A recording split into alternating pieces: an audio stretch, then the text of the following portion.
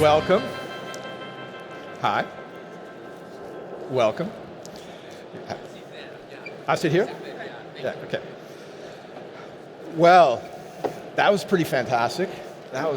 So Princess Esmeralda de Belgique is an environmental activist and a lifelong campaigner for the Amazon, for the rights of women, and for the rights of indigenous peoples. She is a journalist, author of 7 books, and her documentary films have featured the Amazon and the Congo rainforests. She is president of the Leopold III Fund for Nature Exploration and Conservation, created in 1972 by her late father, who was one of the first Europeans to visit the Xingu National Park in Brazil in 1964. She is chair of Friendship Belgium, ambassador of WWF, champion of the Fossil Fuel Non-Proliferation Treaty, and ambassador for Stop Ecocide International.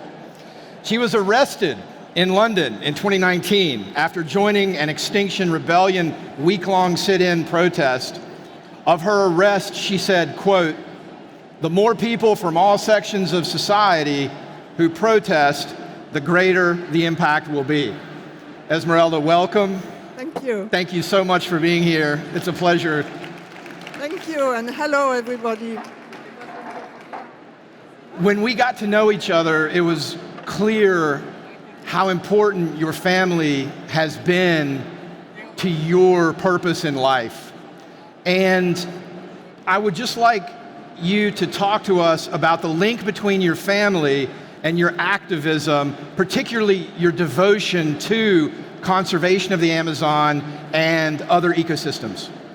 Yes, that's true, Jonathan. My father was a pioneer in the environment, and he was in Brazil, as you mentioned, in the 60s, with the Brothers Villas-Boas. Of course, the Brothers Villas-Boas were Brazilians who really fought for the recognition of indigenous rights and for the first national protected area, the Xingu Park. So my father was there several months, and he really learned how indigenous culture, indigenous fights were important to protect the environment. And he got this thing which has been all my life, is the connection between biodiversity, protection, and human rights. Because there are people living in the Amazon, like we heard in the panel. It's not only nature and a treasure of biodiversity, it's the home of people. Mm-hmm. So you have always to have those two fights, which are so important. And that's how I learned all about the Amazon very early on. You have helped lift up the voices of members of the Quechua, of the Siriaku, Elena Walenga's people, also Chief Raoni. When you look at where we are today and where indigenous people's authority and leadership is today, what do you think is going right, and what do we still need to fight harder for? Well, it's obvious that there is much more awareness, and you see many more indigenous people in all the summits, like here, like the COP. But it's not enough. They are not sitting at the table where the decisions are made. I mean, we are talking about their lands. They protect 80% of the biodiversity of the world, and they are not there. Yes, they are there for, as Elena said, for photo opportunities, for many things, but not where they should be when the future is discussed. Yeah, it's true. At the center of climate action exactly. is what we hope to see accomplished at COP30 in Belém. That's why it's so important, the COP in Belém, symbolically, of course, and for all the hope that we heard in the panel that might happen and might change. Right, and finance mechanisms that ensure global finance goes directly into their hands, directly into their governance systems. I want to talk to you a little bit about the Paris Agreement. It's been 10 years since the Paris Agreement, and still we see no solutions anywhere near the magnitude of the challenge. Is this because our climate advocacy is falling short? And what do you think we should keep doing, and what should we do differently where the climate advocacy is concerned? First of all, I think we should really all be involved, because we see our leaders are not very active. There is a lot of drawback for the moment. So we need companies, we need citizens, we need everybody to push for change. I like the name of the summit here, ChangeNOW. That's exactly what we need. We need a system change. We need this enormous amount of money to go to the right place. And we cannot hear all the time that this costs a lot of money, we don't have the money. Yes, we do have the money. How is it possible that when we need money for wars, there's always money? So we need all that flute of money going to the right place. We need a change of mentality. We need to hear the indigenous people solution. We need all that. And I think one of the important things is the message. We, all of us in the environmental sector, we have always talked about climate, of course, but nature, and not enough about people. I mean, this crisis of climate and biodiversity is a health crisis, is an equality crisis, is a gender crisis, education, it's all of that. It's intersectional, and we have to put the emphasis on that. Exactly. Yeah, thank you. I'm excited to talk to you about civil disobedience. In the last several years, we have seen, as I said earlier, a populist momentum on both sides of the Atlantic, but in other parts of the world. We've seen authoritarianism and authoritarian governments deny freedom of expression, but also denying the climate crisis. You've said, quote, "It is time to use civil disobedience as a central tool in the fight for climate justice and to push politicians into action," end quote.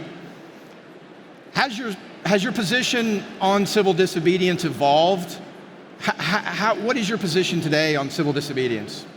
Well, my position has not evolved, but the situation has evolved. I mean, there are many, many climate protesters in jail. I live in London. I know people who are in jail for 4 years, 5 years. Unbelievable when you think about that, just because they were protesting for the future of all of us. Yeah. So obviously it's not easy to do those protests anymore. That doesn't mean we should not, but I understand there is a big risk, a big danger. So I think we have to do all sorts of actions, and that will be use the art, use poetry, use music, try to convey a message and rally the people who don't think like us, because it's important to talk to everybody. So we need to have that balance. Yeah, absolutely. When we spoke earlier about extractivism and colonialism as the root causes of the degradation of nature and human rights, you said some very profound things about alternatives to colonialism. I'd like to ask you now just to elaborate on what alternatives you see and how you think we can advocate socially, politically, and economically for these alternatives. Yes, you heard before what was saying that we are still in this system of extractivism, of getting all the resources from Mother Earth and from the developing countries, mainly for us in the industrialized country. So that has to change, absolutely. The whole financial system has to change. And there are many other solutions, whether it is circular economy, whether it is putting the growth where it really matters, which is health, education. Of course, we are not talking about degrowth in the developing country. They need growth. But we have to do it sustainably with renewables the right way. And again, the indigenous vision of the world is very important for us to mix our science, which is important. And I know that for the moment, science also has a tough time. Under attack. So we need, obviously, the science and technology, but together, in bridge with the indigenous wisdom and another way of living for the planet, for the people. Right, right. Non-indigenous sciences, indigenous sciences, bridging them, because inherent to both is our pathway, is humanity's pathway out of the climate crisis and nature's collapse. And then you mentioned our own consumption patterns. You know, we I think here in nations like France, Europe, we also need to think very long and hard about the choices that we make in life, our own consumption patterns. Clover Hogan a few years ago mentioned that we cannot also think that paper straws and electric vehicles, that the individual's choice is going to solve the climate crisis. But there is an important role for our own consumption patterns to play, while not taking pressure off of the political establishment, the industrial establishment, the corporate establishment's role, majority role in correcting, reversing, and solving the climate crisis. It's I think it's a conundrum. The individual's responsibility versus the institutional responsibility. Yeah, I think you're absolutely right, Jonathan. Having said that, it's not only easy, it's not always easy for customers to make the choice. Yeah. Because if you want to travel by train, it's more expensive than plane. So you don't want to penalize people and say, oh, you're flying too much. Yeah. I mean, the burden is also too much on normal people.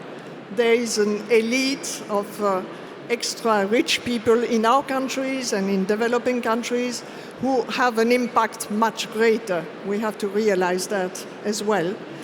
And I think we are in a place where we talk about the Amazon. It's also important not to put the focus on Brazil and say Brazil is destroying the Amazon. No, we are all complicit because they are multinational behind that. There are also big financial institutions always putting money on damaging the environment. So there's a whole system we have to change. And I wanted to also say the power of the law, when the law is just, is very important. And if we could, for example, have ecocide as really a criminal act, international criminal act, that would change also things. Because maybe some companies would say, oh, if I do this damage, I might go to jail, and not just pay a fine like they do now. So that's also something that we should push for and campaign for. Absolutely, absolutely. Thank you. You've been devoted to women's rights for your life. I'd like to ask you to place the rights of women in the context of humanity's grand challenges, the climate crisis, collapsing biodiversity, the peace movements, planetary health. Talk to us about your perspective now on the role of women's rights within humanity's challenges. One day I was listening to Nina Gwalinga, sister of Elena, and she said that when Mother Earth was hurt with extraction, with the oil drilling, with the mining, women were suffering because women were being in the same time raped, harassed. And I think that connection stayed with me in my heart always. And it's so true. We are destroying Mother Earth, and also there's so much violence against women all over the world, not only in the Amazon, everywhere. Why is that? So we need to fight for that as well. We need to finish with this toxic masculinity, I would say, we need to do something about it. It's still very present. And in the climate fight, women are incredibly present. They are at the forefront, and they have solutions. They are not only victims. They have so many solutions. We need that 50-50 vision, men and women working together and collaborating. Yeah. What is on your horizon? Where are you focusing your energies and your attentions now for the remainder of this year? You know, you've been an activist your whole life, so influential in many of the, whether it's climate or the Amazon, Congo Basin. What does your future look like in 2025 and beyond? Always working on climate justice, for gender, for geographical justice, for Indigenous people, for human rights, and storytelling, because I think we need storytelling. We need also to show that there are many people all over the world who are doing things, who are moving ahead, and that gives hope, because hope is in action. So we have to tell those stories. And I think if you ask people everywhere, I have seen surveys, do you want to do something for climate? They say yes. You ask people, do you want peace? They say yes. And why is it that we have war and we don't have climate action? So we need to mobilize many more people, young and older, to move, to do that change. Yeah. I opened by saying that wherever we live on planet Earth, the health of the Amazon rainforest is a determinant of our health. And with the remaining time that we have left, which is about 30 seconds, how should Europeans show up for the Amazon and for Brazil, but particularly for the rainforest guardians? Well, they have to support, they have to talk about everybody, they have to see if they have some investment, where the investment go. They should not support fossil fuels. They should support the campaign of ecocide. There's many things to do. And remember, as you said, that Amazon is for all of us. It's the future of our children. Well, it has been such a pleasure getting to know you. Thank you so much for your kindness and your friendship and the awesome way that you have spent your life in holding up others. Princess Esmeralda, thank you. Thank you. And thanks to all of you for making beyond COP30, the Amazon as the center of the world, part of your ChangeNOW experience. With that, I bid you farewell. Keep the Amazon in your hearts and minds. Cheers.